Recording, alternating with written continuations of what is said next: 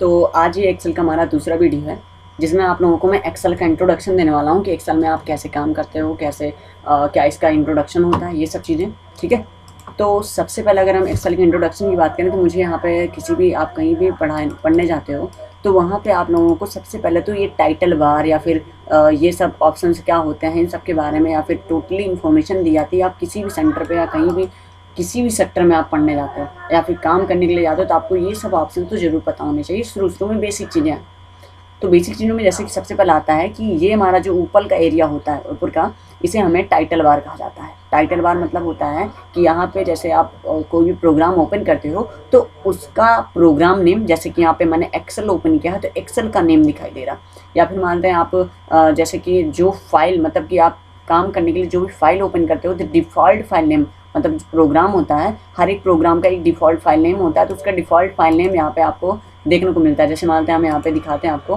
कि default file name क्या होता है। अब यहाँ पे देख सकते हो आप कि जो डिफ़ॉल्ट फाइल नेम होता है, हम यहाँ पे अभी लेके दिखाते हैं आपको कि डिफ़ॉल्ट फाइल नेम क्या होता है। तो यहाँ पे देखोगे कि अगर जो भी प्रोग्राम्स होते हैं, जैसे यहाँ पे दिख रहा है बुक 1, अभी मानते हैं हम कोई दूसरी फाइल लेते हैं तो दूसरी फाइल लेने के लिए हमें कीबोर्ड से प्रेस करना है Ctrl+N। अब दूसरी फाइल अगर आप लेते हो तो दूसरी फाइल लेने के बाद यहाँ पे बुक 2 लिख उठा, तो ये होता है डिफ़ॉल्ट फाइल नेम। आप जितने जितने फाइलें ओपन करता जाते हो तो वैसे वैसे इसमें फाइलें क्या होती हैं, इंसर्ट होती जाती हैं।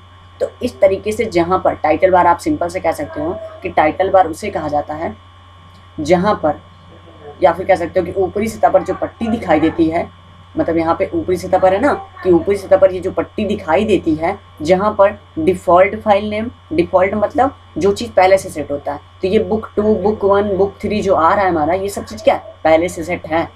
तो ये सब क्या होता है कि जो सॉफ्टवेयर में जो चीज़ पहले से सेटअप होता है वो होता है डिफ़ॉल्ट। तो यहाँ पे हमारा जो फाइल का नेम आता है, डिफ़ॉल्ट फाइल नेम, वो बुक 1, बुक 2, तो यही होता है कि जहाँ पर डिफ़ॉल्ट फाइल नेम या उस प्रोग्राम से संबंधित उस प्रोग्राम का नेम, जैसे एक्सेल, तो एक्सेल क्या है, उससे संबंधित प्रोग्राम नेम का नाम है ना, तो ये होता है हमारा टाइटल बार। तो टाइटल बार क्या होता है कि ऊपरी सतह पर जो पट्टी दिखाई देती है जहाँ पर फाइल नेम या डिफ़ॉल्ट फाइल नेम आदि दिखाई देते हैं, उसे ही, उस पूरे एरिया को, उस पूरी पट्टी को ही टाइटल बार कहा जाता है।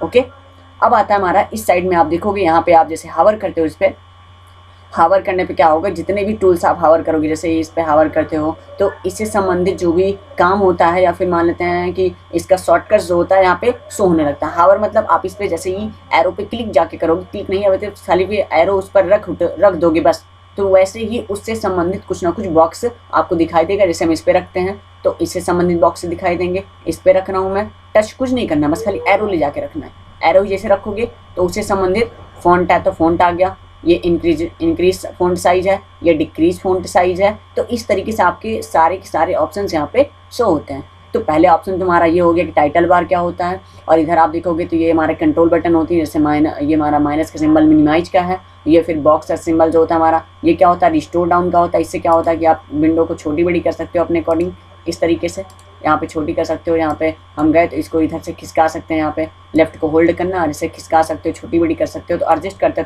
मतलब कि दो तीन से या दो से अधिक विंडो को आपस में आप एक साथ कंबाइन करके अगर देखना चाहते हो तो इस कंडीशन में ऐसे आप एक साथ देख सकते हो सभी को एडजस्ट करके पूरी स्क्रीन में। ओके, तो यहाँ पे क्या होता है, ये तो हमारा हो गया टाइटल बार। क्लियर होगा कि टाइटल बार जो होता है कि हमारा ऊपरी सतह पर जो पट्टी दिखाई देती है जहाँ पर डिफ़ॉल्ट फाइल नेम और प्रोग्राम नेम दिखाई देता है, उस पूरी पट्टी को ही क्या कहा जाता है, टाइटल बार कहा जाता है। टाइटल बार में आता है, हम यहाँ पे किनारे चलते हैं लेफ्ट साइड में, तो यहाँ पे लेफ्ट साइड के कॉर्नर में जो एरिया दिखाई देता है उस पूरे एरिया को क्विक एक्सेस टूल बार कहा जाता है। क्विक एक्सेस मतलब कि तुरंत किसी भी टूल्स को एक्सेस कर सकूँ। जैसे मान लेते हैं कि अभी मुझे क्या है कि यहाँ पे जो टूल्स आपको दिखाई दे रहे हैं ये सब टूल्स होते हैं। यहाँ पे जैसे पेस्ट हो गया, कट हो गया, कॉपी हो गई, फॉर्मेट पेंटर हो गया, बोल्ड हो गया, इटैलिक हो गया, अंडरलाइन हो गया, ये सब क्या है, टूल्स होते हैं। अब ये टूल्स जो भी होते हैं आपके, इन टूल्स में अब क्या होता है कि अगर मान लेते हैं हम अभी क्या है, होम टैब पे हैं, ये क्या होता है, फाइल हो गया, होम हो गया, इंसर्ट हो गया, पेज डाउन, इसने टैब कहा जाता है। तो मान लेते हैं हम अभी किस पे, होम टैब पे हैं, इंसर्ट टैब पे जाते हैं तो सब काम करने के लिए टूल्स दिए हैं। अब क्या होता है, मान लेते हैं हम इस पे हैं, अब यहाँ पे हमें, आप मान लेते हैं इस इंसर्ट टैब से हमें कोई टूल्स की ज़रूरत पड़ी, इंसर्ट टैब से क्या हुआ, कोई टूल्स की ज़रूरत पड़ी तो बार बार मुझे क्या होम टैब से यहाँ पे बार बार आना पड़ेगा, ये दिक्कत आएगी, हमें आएगी ना। तो हम चाहते हैं कि होम टैब से बार बार मुझे इंसर्ट टैब पर या पेज लेआउट टैब पर किसी भी टूल्स की जरूरत पड़ती है तो बार बार मुझे ना जाना पड़े, मैं यहीं से शॉर्टकट तरीके से उस टूल्स को एक्सेस कर सकूँ।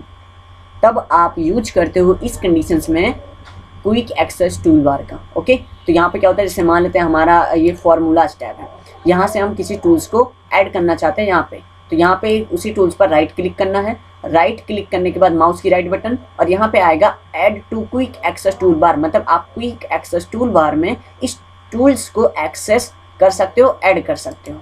इस पर क्लिक करना है तो आपका ये टूल्स जो रहेगा यहाँ पे देखो आ गया है। इसे डिफाइन करने के लिए इस टूल्स का यूज किया जाता है।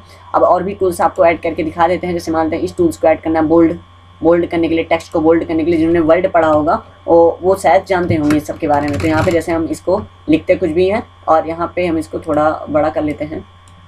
ओके, बड़ा करने के बाद इसको मुझे बोल्ड करना है, ठीक है, बोल्ड कर सकते हो आप। इसको टेक्स्ट की साइज को बड़ा करना है तो यहाँ से इंक्रीज फ़ॉन्ट साइज पे क्लिक करके इसको आप साइज बड़ा कर सकते हो। साइज को छोटा करना है तो साइज को छोटा कर सकते हो। इटैलिक कर सकते हो, इटैलिक मतलब आप अक्षर को टेढ़ा कर सकते हो। अंडरलाइन लगाना हो तो अंडरलाइन लगा सकते हो। ओके, डबल अंडरलाइन लगाना हो तो डबल अंडरलाइन लगा सकते हो। ये देखो आप, तो इस तरीके से आप इसका यूज करते हो। अब यहाँ पे आपको जूम करके दिखाएं तो इस तरीके से आप देख सकते हो, यहाँ पे ये प्रीव्यू आ रहा है, ये इस तरीके से आप इसमें एडिटिंग कर सकते हो। आपको बॉर्डर लगाना हो सेल्स में तो यहाँ पे जाके ऑल बॉर्डर कर दो, बॉर्डर लग जाएगा। तो इस तरीके से टोटल एरिया हो जाएगा।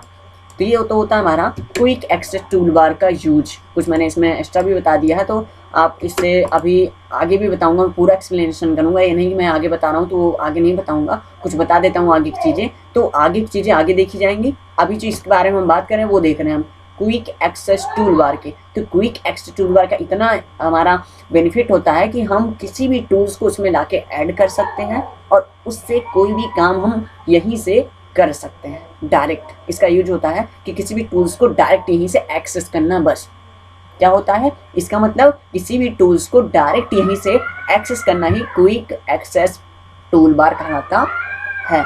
Okay, quick access tool bar के बाद हमारा आता है नीचे एरिया। आप देखोगे तो यहाँ पे ये होता है फॉर्मूला बार। यहाँ पे आप क्या करते हो, जैसे मानते हैं आप यहाँ पे कोई भी आप फॉर्मूला लगाते हो। जैसे मानते हैं हम यहाँ पे लिखे, जैसे हम लिखे यहाँ पे कुछ भी हम जोड़ घटाव करते हैं। जैसे हम लिखा 23 लिखा। ओके, 23 लिखने के बाद क्या हुआ कि हम यहाँ पे कुछ भी लिख दिए। अब लिखने के बाद इसको हम अगर जोड़ते हैं, जैसे इक्वल किए, और इसको जोड़ने के लिए हमें क्या करना है, अब कोई भी अगर काम करते हो आप एक्सेल में तो लॉजिकल्स और स्पेशल कैरेक्टर का यूज किया जाता है। ऑपरेटर्स जिन्हें कहते हैं, ऑपरेटर और स्पेशल कैरेक्टर का यूज किया जाता है कोई भी काम करने के लिए एक्सेल में। तो ऑपरेटर्स जैसे कि हमारे लेस दैन हो गए, ग्रेटर दैन हो गए, या इक्वल हो गए, इक्वल ग्रेटर दैन हो गया, इक्वल लेस दैन हो गया, तो ये सब क्या होते हैं, हमारे ऑपरेटर्स होते हैं जिनको एक्सेल समझता है। और आपके स्पेशल कैरेक्टर में जैसे इक्वल आ गया, या फिर मानते हैं एट द रेट आ गया, या एट द रेट हमारा जैसे एट द रेट आ गया, डबल इन्वर्टेड कामा आ गया, या फिर मान लेते हैं कि आपका सेमी कॉलन आ गया, कॉलन आ गया। ये सब चीज़ें क्या होती हैं, हमारे स्पेशल कैरेक्टर के अंडर में आती हैं। तो स्पेशल कैरेक्टर का यूज करके आप जो भी फंक्शन यूज करते हो या फिर कोई भी काम करना चाहते हो तो आपको इक्वल का यूज किया जाता है। इक्वल करना है और 23, अब जैसे इसको जोड़ना है तो इसको हम सिलेक्ट करेंगे, प्लस यहाँ पे प्लस का सिंबल लगाना है और इसको सिलेक्ट करना और एंटर कर देना है। तो अभी मैंने जो सूत्र लगाया हुआ है यहाँ पे क्या वो प्रीव्यू हो रहा है, नहीं हो रहा है।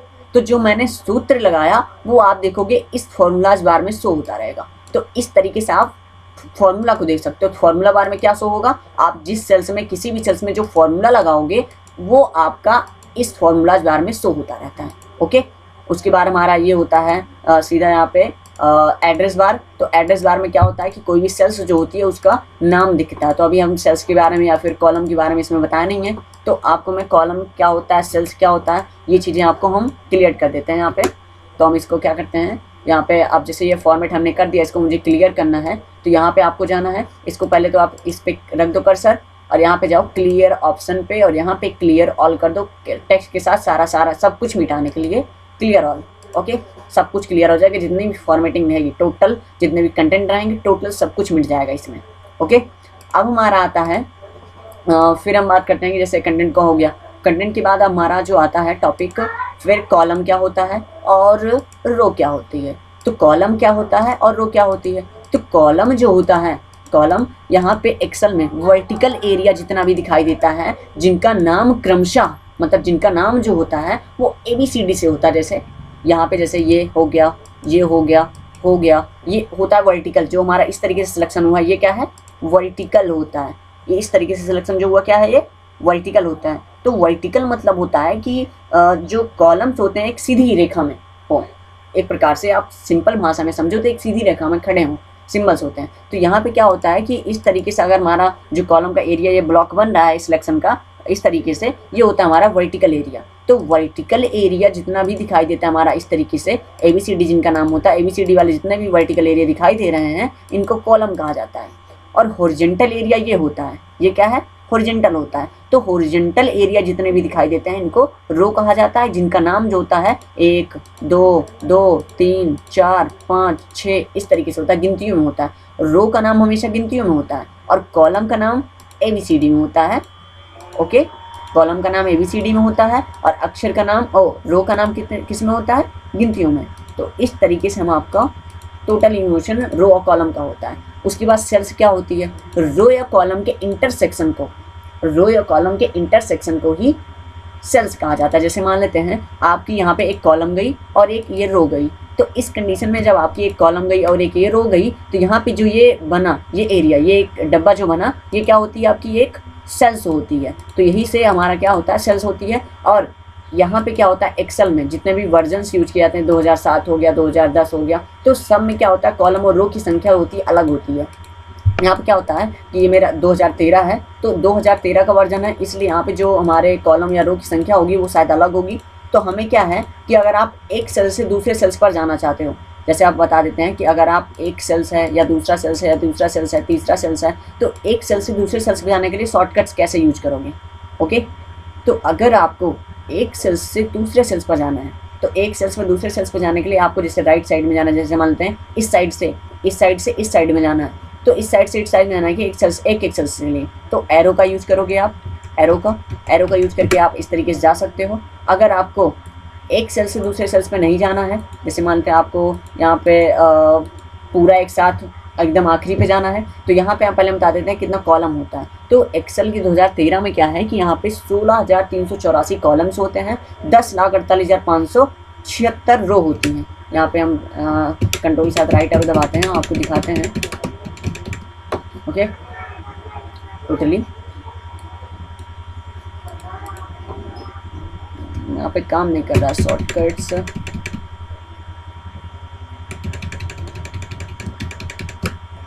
यहाँ पे देख सकते हो आप कि ये 10,48,576 रो होती हैं। तो यहाँ पे इस तरीके से आपका काम करता है। तो हम इसी तरीके से पता कर सकते हैं कितनी रो है, कितनी कॉलम्स हैं, और कॉलम की संख्या पता करना चाहो तो आप कॉलम की भी संख्या पता कर सकते हैं। यहाँ पे शायद कुछ सेटिंग्स बेकार हुई है, तो मैं आपको देख के बताता हूँ ये बाद में क्या है। लेकिन इसका जो शॉर्टकट होता है ये होता है कि कंट्रोल के साथ अगर आप एरो कीज दबाते हो तो डायरेक्ट वहाँ पे पहुँच जाते हो, लेकिन इसमें जा नहीं रहा, कुछ प्रॉब्लम्स है। ओके, तो आप अपने कीबोर्ड में अगर प्रेस करते हो कंट्रोल के साथ डाउन एरो या राइट एरो, तो आप आखिरी में जा सकते हो। जैसे मानते हैं मुझे जाना है एकदम आखिरी में, तो यहाँ पे हम यूज कर सकते हैं। अभी तो मैं स्क्रॉलिंग का यूज कर रहा हूँ। ओके, तो अगर मुझे आखिरी में जाना है, जैसे मैं अभी पहली कॉलम्स पे हूँ, तो मुझे आखिरी कॉलम पर जाने के लिए कंट्रोल के साथ राइट एरो प्रेस करना है, तो आप डायरेक्ट वहीं पे पहुँच जाओगे। ओके, कंट्रोल के साथ राइट एरो। अगर आपको सिलेक्शन करना है तो सिलेक्शन करने के लिए टोटल सिलेक्शन करने के लिए कंट्रोल शिफ्ट के साथ राइट एरो दबाओ, तो राइट एरो में सेलेक्ट हो जाएगा। और पूरी सीट सेलेक्ट करना हो तो कंट्रोल शिफ्ट के साथ डाउन एरो दबाओ, तो यहाँ पे टोटल आपको देख सकते हो। यहाँ पे ये एड्रेस बार में आप यहाँ पे क्लिक करोगे, दिखा रहा है 10,48,576 आर का मतलब रो। यहाँ पे आप फॉर्मूलाज बार में देख सकते हो, यहाँ पे ये जो हमारा एड्रेस बार है, तो एड्रेस बार में आप देख सकते हो यहाँ पे दिखा रहा है 10,48,576 रो है, 16,384 सी कॉलम है। तो इस तरीके से आप कॉलम रो की संख्या निकाल सकते हो, इस तरीके से भी निकाल सकते हो। अगर आपको अब आगे हम बताएंगे फार्मूला के बारे में, तो फार्मूला के बारे में तो हम बता ही देंगे। फिर रो या कॉलम का फार्मूला आता है कि आप कॉलम की संख्या निकाल सकते हो। ये कॉलम है, इस कॉलम की संख्या क्या है, तो यहाँ पे डी से नजर आ रहा, डी आ रहा, तो डी का संख्या क्या है, ये सब चीज़ें आप निकाल सकते हो। या रो है तो रो की दिखाई दे रही है कि तीसरा रो है, चौथी रो है, छठवीं रो है, आठवीं रो है, नौवीं रो है, ये तो दिखाई दे रही है, लेकिन कॉलम की संख्या तो नहीं दिख रही है। तो कॉलम की संख्या अगर आप दिखाना चाहते हो तो यहाँ पे आपको जाना है फाइल मेनू पे, और यहाँ पे ऑप्शन पे जाना है। ऑप्शन पे जाने के बाद आपको जाना है एडवांस में। एडवांस में जाने के बाद आपको शायद एक ऑप्शन मिलता है यहाँ पे, एडवांस में नहीं तो फार्मूलाज में जाओ। अच्छा हाँ, फार्मूलाज में रहता है ये। फार्मूलाज में जाने के बाद आपको क्या करना है, यहाँ पे RC1 रेफरेंस पर चेक स्टाइल पर चेक मार्क लगा देना है और ओके कर देना है। तो इससे क्या होगा, जब आपके कॉलम्स रहेंगे वो रो में दिखाई देंगे जैसे गिनतियों में, ठीक है। तो ये होता है हमारा इसका। अब इसको अगर हटाना है तो फिर से वही फाइल मेनू पे जाओ, ऑप्शन पे जाओ। ऑप्शन पे जाने के बाद आपको जाना है फार्मूलाज में और RC1 पे चेक मार्क हटा देना है और ओके कर देना है। तो इस तरीके से आप इसको शो करा सकते हो। ओके, तो आज का मेरा टॉपिक इतना ही है। और भी जो होते हैं, और अगले वीडियो में आप लोगों को फार्मूला के बारे में बताऊँगा। अभी कुछ टॉपिक्स और हैं तो मैं वो क्लियर कर देता हूँ, जैसे कि हमारा स्क्रॉल बार। तो यहाँ पे क्या होता है कि ये हमारा होता है वर्टिकल स्क्रॉल बार। आप इस तरीके से वर्टिकली स्क्रॉलिंग कर सकते हो। और ये हमारा यहाँ पे होता है हॉरिजॉन्टल स्क्रॉल बार, ठीक है। ये क्या होता है, हॉरिजॉन्टल स्क्रॉल बार होता है। और ये हमारा जो पूरी पट्टी होती है इसको स्टेटस बार कहा जाता है। यहाँ पे क्या होता है, आप अगर जो भी सीट लेते हो, जैसे कि आप यहाँ पे कई सारी सीटें ले सकते हो। जैसे कि आप यहाँ पे हम काम करने के लिए जो भी काम करते हैं तो इसे वर्क सीट कहा जाता है। मतलब कि जिस पर हम काम कर रहे हैं ये स्प्रेड सीट होती है। तो रो या कॉलम या सेल्स को मिलाकर जो भी सीट बनती है वही हमारी स्प्रेड सीट होती है। तो यहाँ पे हम जिस सीट पर काम कर रहे हैं उसका नाम बाय डिफ़ॉल्ट नेम जो होता है वो सीट 1, सीट 2, सीट 3 इस तरीके से आता है। आप यहाँ पे प्लस का आइकन पे क्लिक करोगे जैसे, तो ये हमारे इंसर्ट होते जाते हैं जितने भी कॉलम्स होते हैं, जितने भी सीटें होती हैं वो ऐसे ऐसे इंसर्ट होती जाएंगी। और अलग अलग सीट पे अलग अलग काम आप कर सकते हो ऐसे। तो कैसे किया जाएगा ये सब तो मैं आगे बताऊंगा आप लोगों को, हर एक फार्मूला के बारे में। और जितने भी फार्मूले आपको बताऊंगा हर एक फार्मूला का एक प्रैक्टिकल मैं ज़रूर आपको दूंगा। तो इसलिए मेरा चैनल आप अगर ज्वाइन करते हो तो इस कंडीशन में आपको बहुत ज़्यादा बेनिफिट होने वाला है, क्योंकि मैं हर एक टॉपिक तो आपको पढ़ाऊँगा ही और साथ में उस टॉपिक का एक PDF, एक आपको फाइल ज़रूर मैं प्रोवाइड करूँगा। ओके, तो मैं अगली वीडियो में मिलता हूँ आपसे।